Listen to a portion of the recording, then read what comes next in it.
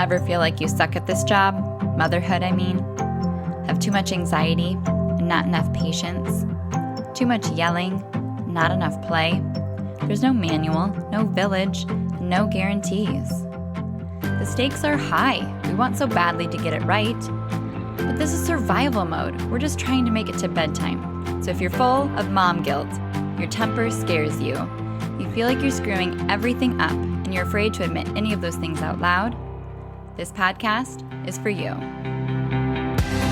This is Failing Motherhood. I'm Danielle Bettman, and each week we'll chat with a mom ready to be real, sharing her insecurities, her fears, her failures, and her wins. We do not have it all figured out. That's not the goal. The goal is to remind you, you are the mom your kids need. They need what you have, you are good enough, and you're not alone. I hope you pop in earbuds, somehow sneak away, and get ready to hear some hope from the trenches. You belong here, friend. We're so glad you're here. Hey, it's Danielle. I'm so glad you're here. Today, we are going to talk about one of the things that has come up in a lot of client coaching calls lately. And it's something that I love breaking down and talking about in a million different examples because it's a principle that you can apply in a lot of different parenting circumstances. And I love when it feels like your parenting toolkit is versatile and diverse and adaptable and flexible, and you're feeling like you can turn on a swivel and pivot and have your best improv skills practiced so that you're never caught panicking and your back's against the wall and you're helpless and you're overwhelmed, and then you understandably resort to desperate measures as a parent. But before we talk about that, I just want to connect with you on a personal level. I really hope that things are warmer wherever you are. Over the last week here in Nebraska, it has been absolutely frigid. We had school called off for 3 days after President's Day was already off. And then the week before that, my whole family was sick. I'm sure you heard it in my voice a couple weeks back. They were out for several days.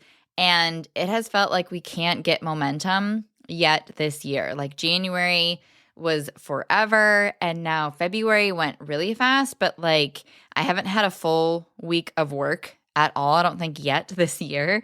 And this week we have conferences, so my kids are off the next 2 days, and it just feels like it's one thing after another. So I hope that you are staying sane, staying warm. I hope that this podcast is finding you in a moment where you get to go for a walk by yourself and the sun is shining, and everything feels better when the sun is shining. And I have been able to tap into that this week, and that feels really good. There are so many things that affect your ability to parent and your capacity. And a lot of that is your circumstances that you can't control. So in order to feel empowered, we have to take the control of the things that we do. So one of those things is being able to know what to do when and why so that we can be more convicted, and that can help us find more confidence. So diving into our skill for the day, this principle is shared within my client portal under an audio series called The Code of Cooperation, and it's called Intentionally Indulging. That is the name of this tool that I have come up with. Intentionally indulging is the concept that it is better for you to say yes with an asterisk, put a box around the behavior, and make it your idea rather than raising the bar too high, expecting too much, and then inevitably your child is not able to meet that boundary. They're unsuccessful, and then you are kind of pinned against the wall, and you have to either double down or give in completely. And that ends up offering negative attention and essentially what they wanted, reinforcing the dragging their feet resistance and the demand avoidance and the whining and complaining, or whatever ended up happening. It shows them that worked. And when they get attention and control, that's what they're going to keep doing because they're smart kids. So if you end up saying something that you're not able to follow through on, or you say something that they are going to be unsuccessful with, and then you end up doing it for them, or you end up going back on what you said, you're showing them that they are able to change your mind. And you want to be able to feel like you can change your mind as a parent. At any point, you can take in new information and you can make a new decision. But you want to be able to have the agency and the independence to do that with your own brain and feel like you're a team with them, not feeling like you are at the mercy of their whims and their demands and their moods dictating yours as a result. And there's a direct correlation between them controlling you, and it shouldn't always be the opposite, but it should be at least equal. So the idea of intentionally indulging is being proactive rather than reactive, getting one step ahead of them, and being able to offer, yes, with an asterisk, that allows for a certain behavior in a small amount, in a regulated amount, so that they can be successful. You can be successful in providing that boundary. You can feel like a team, and then you can always raise the bar, because the alternative does a disservice long term. And we want to think big picture and be smart and feel like we're being strategic. So a couple examples of how you would go about that. Let's say your child is having a really hard time getting out of bed in the morning and getting going and getting dressed and doing all the things they need to do, and they are not morning people. Shocker to no one, strong-willed kids are not morning people typically. So they are going to have a hard time. They're going to be slow to warm up to the idea of life in general, let alone being slow to warm up to a million other circumstances. But when they are slow to warm up to the day, you can intentionally indulge that behavior by saying, hey, you know what? I've been noticing we've been having a problem with getting up and getting going in the mornings. I'm going to come in and I'm going to set a snooze alarm. During that snooze alarm, you can do whatever you need to do. You can stay laying in your bed and snuggling. You can read. You can turn on your lamp and play with your stuffies. You can, lay with me if that's an option that you wanted to provide. And then as soon as that timer goes off, the snooze alarm goes off, then it's time to start doing our morning routine. Now, would you rather that snooze alarm be 5 minutes or 10 minutes? So that intentionally indulging is able to save you time in the long run because you are already preemptively expecting that they're going to have a hard time, planning for it, and offering some control to them within that plan. And then you're clearly communicating as their leader, and you're being able to be calm throughout it. And it is a win-win across the board. So that's one example. Another might be you're going to have their cousins over to play at your house. So you're hosting a play date. And typically your child has a really hard time sharing their most beloved toys with their cousins, and it becomes a big issue. That could be the bike they got last week, or that could be the wrapper that they stuck into their coat they took home from the gas station yesterday, right? Who knows what's beloved today? Well, the way that you intentionally indulge that is to say, hey, I know that you're having a hard time sharing with your cousins. They are coming over later today at 1 o'clock. Before they come over, you and I, we're going to walk around the house and we're going to find the 5 things that you do not want to have to share with them today. And we're going to pick those up and we're going to set those up at the top of the closet so that it's a non-issue today. And then the understanding is when they come over, then the other toys that are left in the playroom or in the basement or in the living room, those toys are under the expectation that you're able to take turns. So what toys do you not want to have to take turns with today? And then you set those 5 things aside. So again, what that does is it makes it so that they have some control. They are able to get ahead and understand that everything else is fair game. And it just sets you up for so much more success when you ask them to take turns with the toys that remain, rather than them panicking and freaking out over something that they didn't realize was out, or this like beloved lovey that ends up getting in the wrong hands, and then you're already on your back foot trying to manage that moment with them. Another example might be that you walk home from school, and every day when you walk home from school, you walk past a gas station or a vendor, and every day they beg and beg and beg to be able to get a sweet treat. And frankly, you don't want them to be getting this sweet treat all the time. But they're constantly whining for it. And some days you just don't have the patience to handle the meltdown, so you end up getting it for them. Well, that really does a disservice to you, because now it's showing them that there is a lottery system of reinforcement. And sometimes if I whine loud enough or long enough, then I can change mom's mind and I can get candy that day. That is only inviting more of that negative control-seeking behavior.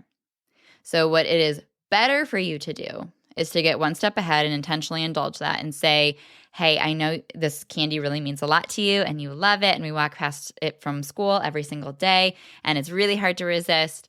So I'm going to make a plan with you that one day every week, candy will be a yes, where you will know and I will know that it is a yes to that sweet treat day.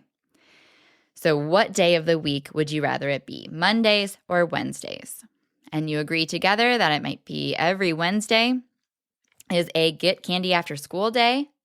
Maybe it's still a little bit more than you would want it to be frequency-wise, but it'll make it so much easier to take the mental load off of your shoulders of deciding whether or not you're going to say yes to candy that day. They feel like the answer is so much more concrete. They can wrap their mind around it. It makes sense to them. It feels understandable.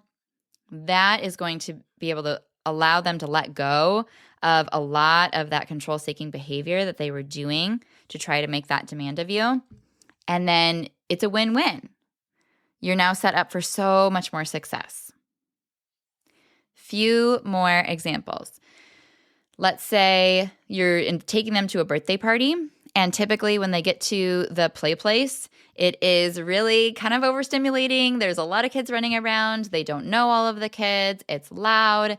They are slow to warm up, and in the past, they have been really clingy to you, holding onto your leg, and you can't shake them off, and it just feels like if you don't insist that they go play, they're just going to like hang out with you the whole time, and you end up arguing, or they end up melting down, you end up leaving early. It's super mortifying as a parent, and it's a lose-lose. What would it look like to intentionally indulge this slow to warm up, understandable behavior that you don't want to make just a limitless, permissive, no boundary to this behavior? You want to be kind and firm and help them find the skills to be successful at this play date, even if they're a little bit nervous and a little bit overwhelmed and a little bit scared. It's your job to help them be successful and to find ways to help them feel comfortable and thrive and be okay when things are not entirely okay, and help them be resilient, right? So just allowing them to be clingy the entire play date or forcing the meltdown and then leaving, that is not meeting those goals, right? So to intentionally indulge that behavior, you would say, okay, hey, we're going to this play date later. Here's what you can expect. Here's what I need to see. And based on last week's play date, or based on, because I know who you are, I know sometimes you're slow to warm up and it can be a little bit overwhelming, and you have a hard time joining in with your friends initially. So when we first get to this birthday party, we're going to say hi to your friend, tell them thanks for the invite, happy birthday, and then you can feel free to sit with me on the bench and just watch your friends. And we're going to set a timer, and then when that timer goes off, then it will be time to find something to play. Now, would you rather that timer be 7 minutes or 10 minutes? And they'll always choose the longer one, but that gives them power. That's great. They're working with you. So then you've now equipped and empowered them to work with you and to be on the same page that when that timer goes off, it's time to then join in and find something to do. And then you offer them a choice. Okay, would you like me to walk with you? Would you like to go by yourself? Would you like to start on the trampoline, or would you like to go find your friends over here? And because you gave them that runway of 10 minutes where it was a non-negotiable, non-issue, you were not dragging them, nagging them, reminding them to get going, and they could just chill out for a second and acclimate and calibrate, they're going to be much more likely to be successful at that birthday party to engage. It's never a foolproof 100% guarantee, because they're allowed to be human, but you're putting a lot more cards in your favor. Now, I have many more examples of what this has looked like as we've applied this to other client circumstances, but I am going to wrap up and drive home the takeaways that I hope for you to get from this tool. Now, you want to expect the adversity, because then the behavior is no longer forbidden. There's no longer this big kind of like elusive game that you're playing, or you're picking up the end of the rope and playing tug of war and creating a power struggle out of this boundary. You're dropping that rope, you're coming to their side, and you're saying yes and. Yes with an asterisk and. And then that helps you be able to feel like you can build your confidence because you're planning ahead. And that planning is good leadership, because you're clearly communicating the expectations and you're being able to be one step ahead of the problem. You are also, when you intentionally indulging, offering control and attention as that child's main motivator for what drives their behavior. So you're empowering your child at the same time, where it doesn't have to be a I win, they lose, or they win, I lose. You want it to be a win-win. And that's okay sometimes if you have to compromise, because that is smart negotiation. And yes, we do negotiate with strong-willed kids because they negotiate with us. We don't have a choice. Got to get better at it. And then you are able to, when you successfully, intentionally indulge, make it your idea rather than their idea. And then you're lowering the bar so that they can successfully stay within the boundary, so that you are not being permissive, so that you are not rewarding negative behavior. And then you can always raise that bar later. So you can always take it from a 10-minute snooze alarm to 5. You can always take it from a 10-minute acclimate at the birthday party to 5, to 1, to 2. You can always let go of that accommodation that you've made for them as they get older. And you'll know how to be successful with that as you get to know what really sets them up for success. But when you feel like your authority is hinging on them listening, and when they're not listening, they have won and you have lost, then you are set up to fail. So let's get smarter and more strategic about this. It is okay and actually better in the long run to intentionally indulge and allow that yes asterisk and to be there, so that you have a win-win that builds momentum, that allows them to be successful, and that allows you to feel like a team, that gives you a sense of more conviction and confidence in your leadership. And then you can always have that path to more and more independence and accountability on their end as you're successful with that. So I hope that you can find ways to apply this principle this week. I would love to hear and connect with you. If you haven't yet, go to parentingwholeheartedly.com, where my free masterclass is there for you to get started on how to master the kind and firm approach your strong-willed child needs without crushing their spirit or walking on eggshells. And if you've dove into that and you're not ready to become a client yet, but you might need some advice, I am going to start offering daily advice column type videos on my TikTok page. And I really want to offer solicited advice rather than unsolicited advice. So I am asking people on my email list to send in their questions so that I can start to answer those on TikTok and then be able to speak from more clarification from there. So if you have a question for me that you would love an advice column type answer for of how to manage a certain behavior or what to do with a current conundrum with your strong-willed child, I would love for you to find me on TikTok. I am at That Parent Coach, and I will put that link to be able to follow me there in the show notes. Stay warm, stay sane this week. I believe in you, and I'm cheering you on. Thank you so much for tuning into this episode of Failing Motherhood. Your kids are so lucky to have you. If you loved this episode, take a screenshot right now and share it in your Instagram stories and tag me. If you're loving the podcast, be sure that you've subscribed and leave a review so we can help more moms know that they are not alone if they feel like they're failing motherhood on a daily basis. And if you're ready to transform your relationship with your strong-willed child and invest in the support you need to make it happen, schedule your free consultation using the link in the show notes. I can't wait to meet you. Thanks for coming on this journey with me. I believe in you, and I'm cheering you on.